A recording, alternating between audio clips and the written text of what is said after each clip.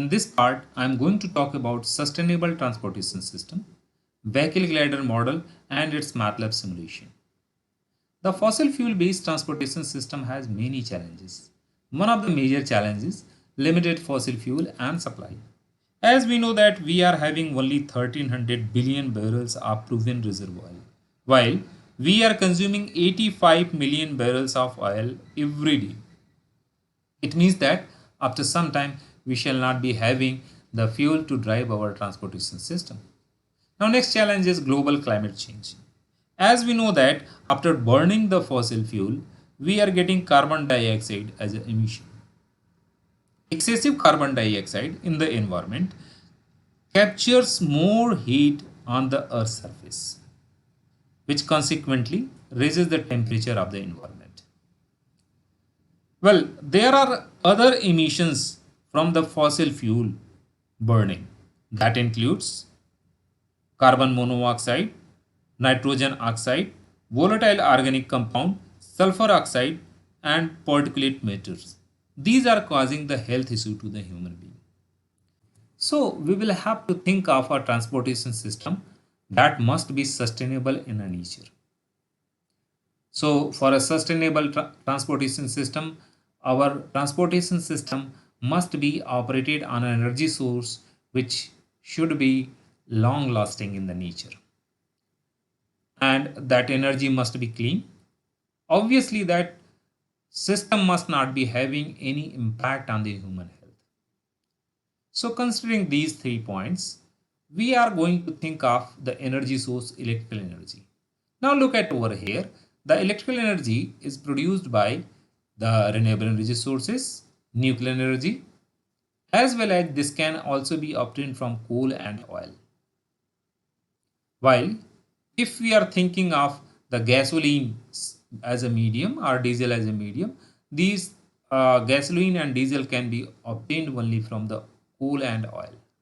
We are using as a medium, so this will be the long lasting in the nature. So in such case, our transportation system will be of sustainable in the nature. So it means that EV and HEV can be a suitable candidate of sustainable transportation system. Here I have included HEV also just because HEV is more fuel efficient and producing less harmful emissions in comparison with the conventional vehicle. To design a EV or HEV, we will have to begin with modeling of a vehicle. To move this vehicle in forward direction, we will have to provide the propulsion force. This propulsion force is also known as traction force. I am going to divide this vehicle in two parts. One will be the controller, another will be vehicle glider model. The vehicle glider model is consisting of all the forces acting on a vehicle body, and the controller is basically providing the traction force on a vehicle to move in a forward direction.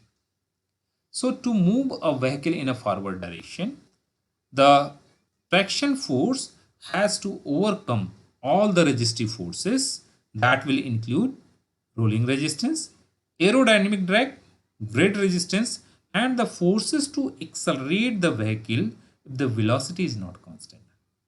So I'm going to take up all these forces in this section. So let's say the vehicle of mass m is moving with a velocity v on an upslope of angle alpha. Here alpha is given in degree. And traction force or the propulsion force is basically working to overcome all the resistive forces. So first resistive force is rolling resistance, which is acting between tire and the road, and it is given by CF mg cos of pi alpha by 180. Here CF is coefficient of rolling friction between tire and road. And second resistive force is aerodynamic drag, which is working on a vehicle body. And here this aerodynamic drag is given by 0.5 CD A rho V square. Here A is the frontal area, rho is the air density, and V is the velocity of vehicle, and CD is the coefficient of drag. Third resistive force is grid resistance, which is again working on a vehicle body, and this is just opposite to again the vehicle motion. So FRG is given by FMG sine pi alpha by 180. And the acceleration, let's say vehicle speed is not constant, in such case the acceleration force is given by m into a. So overall tractive force on a vehicle will be given by sum of all the forces, that is FRR, FAD, FRG and FAC. Now this will be the traction force which will be going to move this vehicle in a forward direction. Now controller is basically ensuring that this amount of the Ft is going to be given to this vehicle body. So in such case, my vehicle is moving with the actual speed. Now basically if I want to move my vehicle in a particular speed, in such case my force, this force must be in a such way that this should match, this actual speed should match with the reference speed.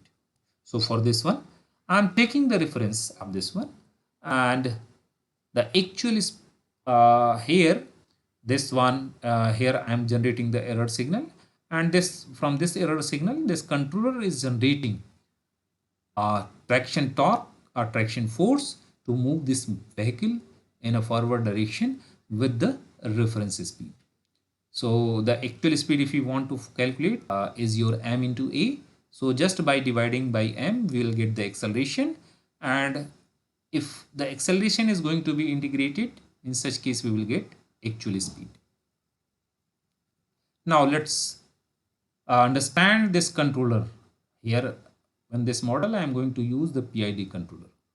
And you know that the PID controller is basically given as ut is equal to k, e is error signal, and ut is the control variable. So if I want to write down the transfer function of this one, this can be written this way. So for a vehicle, I am applying this PID controller. Let's do the MATLAB simulation. Well, I'm opening the Simulink library and I'm opening the new file, and I'm writing the name of this file as vehicle glider.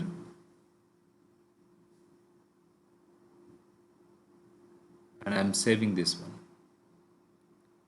So first of all, I'm going to model all the reaction forces. In the first one, I'm going to model the rolling resistance. Here we are having the constants, so and trigonometric function. So trigonometric function can be obtained from the math function. So I have converted this one into cosine function, and constant value I have taken. Since I am going to need total 4 constant values, so I am copying it for the 4 positions. First one, I am writing the name mass, then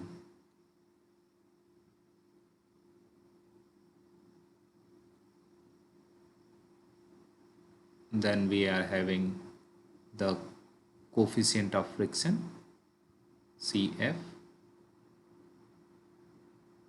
and writing the name of this one, coefficient of friction.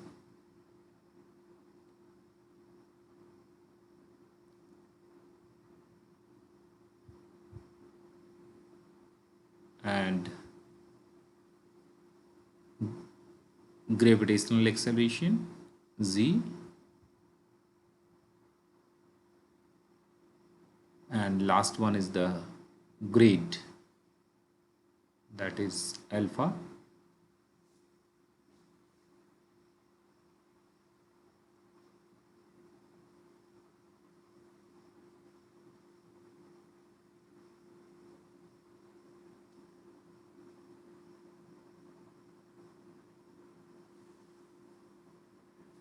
Now I am going to multiply all the, here we are having total 4 as an input, so I'm going to write down over here 4 and 4 are going to be multiplied.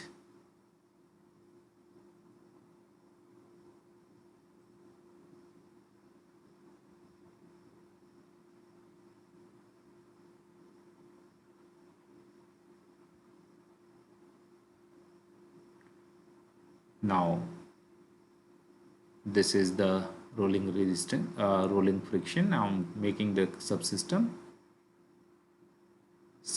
is created. Now this, the output will be the rolling resistance,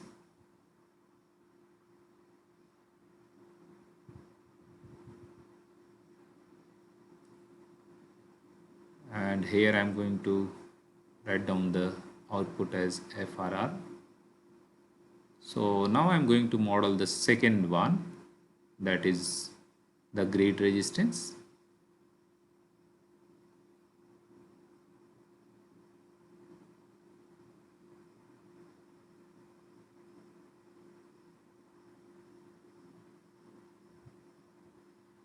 Well, I need two constant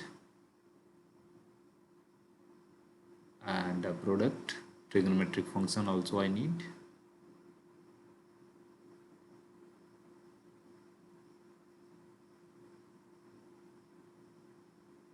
So first one I am writing the mass, sorry, first one I am writing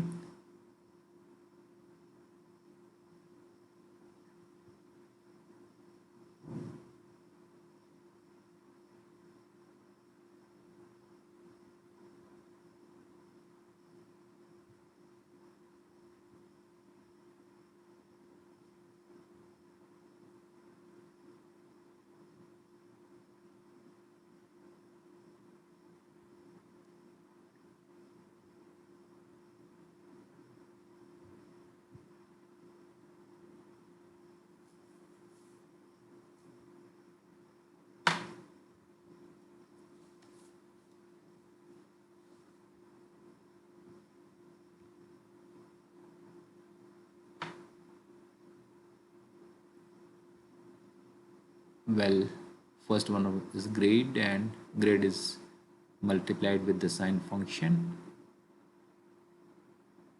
sorry, grade is given to the sine function, and again it is going to be multiplied, and finally we are going to get the grade resistance, and I'm creating the subsystem.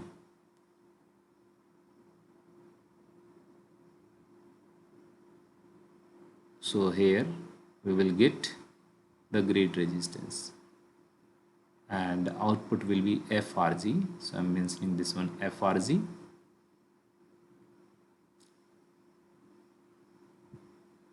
Now coming to the third reaction force, that is aerodynamic drag. So I'll need the constant, then multiplication I'll need. So I'm going to separate the constant in total 4. Here I'm going to need that one. So first of all I'm going to write down the 0.5, then coefficient of drag, so rho, density, air density, and coefficient of drag, CD,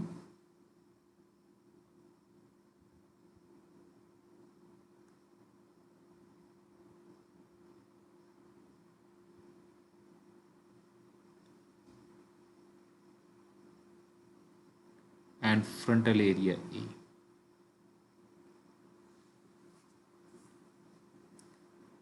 Frontal area A of the vehicle body. I'm going to multiply all these, and I'll get the aerodynamic drag. Here one input is missing, that is the velocity. So I'm going to create a subsystem with this one, and here is the subsystem, and this subsystem, the velocity will be input, and output will be the aerodynamic drag, FAD.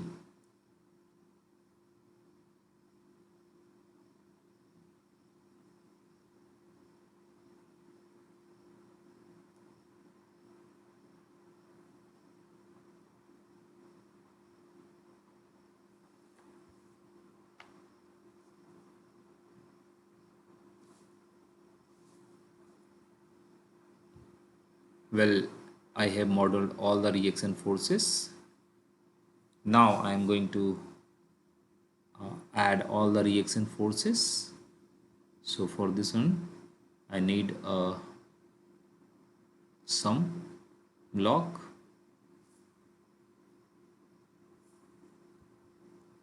Here the reaction forces will have to be subtracted from the net traction force. So I'll write down this one minus minus, 3 minus and 1 plus. So all these are the reaction forces are connected with the negative sign, and plus is coming from the traction force, net traction force, FT. And if I am going to divide by the mass, then I'll get acceleration. So for this one I'll need gain. So I'm going to write down the gain value by 1 by m.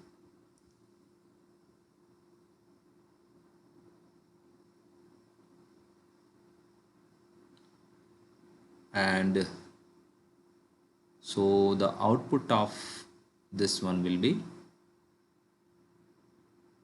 gain. Now I am acceleration, and if I'm going to integrate the acceleration, then I'll get the velocity. So here this is the integrator I have taken, and the next one is that, see, here we have not connected with the v square, so I am looking the square function. So a square function is going to be connected with the aerodynamic drag part. So here I'm going to connect this one, and since I'm needing the speed and velocity, or velocity, so that is going to be connected. So next one I'm going to connect the scope to see the speed of the vehicle. Well, I'm going to make this one as a subsystem. So in this subsystem, basically FTE will be the input net traction force, and output will be the velocity or the speed of vehicle. Now next one is to design our own drive cycle. For this one I have used an Excel sheet. In the Excel sheet I have taken time and the speed of the vehicle, and if I am going to plot this curve, so the curve will be, this is the time versus velocity curve of the drive cycle. Now I'm going to call this one from this using this using the block from a spreadsheet. Yeah, this is coming over here, and now I am going to call that file. So here I have mentioned the name, and this is the file name is drive cycle.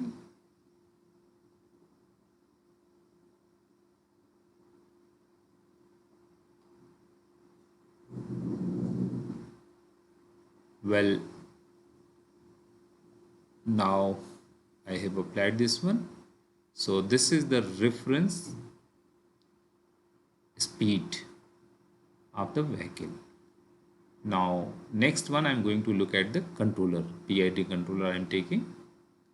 So this PID controller is basically connected, and this PID controller is giving the output is giving as a tractive force, and here I'm going to put the values of P and I and D values. So here I'm keeping the derivative 0 just because here I'm keeping the value P P and I and D as a 0 right now. And next one is that, see, the input of PID controller is the error signal, and that error will be from the error will be basically obtained from the sum block. So here I am going to make a sum block. One is with the plus sign, another will be the minus sign. So the real actual speed of the vehicle is going to be subtracted from the reference one.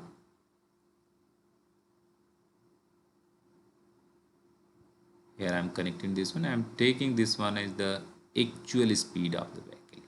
Well, now my system is created. The glider model is ready and the controller is also ready. Here I have taken only PID controller. In the coming section we will discuss about how we can generate the attractive force. Well, I am using the dashboard scope to visualize the, you can say, speed.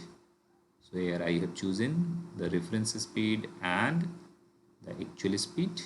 Now I am going to run the simulation, and since the drive cycle is for the 220 second, so I'll keep the 220 second. And I'm also, see, I have taken all the value variables, so I am putting all the variable values just by entering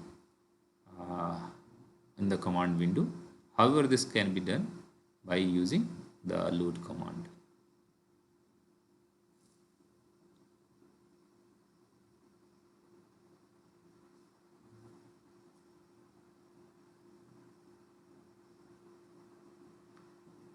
Well, I'm making this one as a 220 seconds just because my drive cycle ups to, yeah, some error is coming. So the error is coming from the drive cycle. Yeah, here I have written something wrong. So here XLS I have not mentioned, so I'm going to make this one. Now I'm going to run this simulation. Oh yeah, I'm getting the result. Oh well, I'm going to zoom this one. Here the reference speed and actual speed both are shown. I'm going to zoom this one, and if you look at the closer picture in such case, you can see that yeah, here the reference speed and the actual speed both are approximately matching with each other. So it means that my controller is working fine and it is providing the tractive force to my vehicle to achieve the desired speed. Well, these are the references which I have used in making this video. Thank you.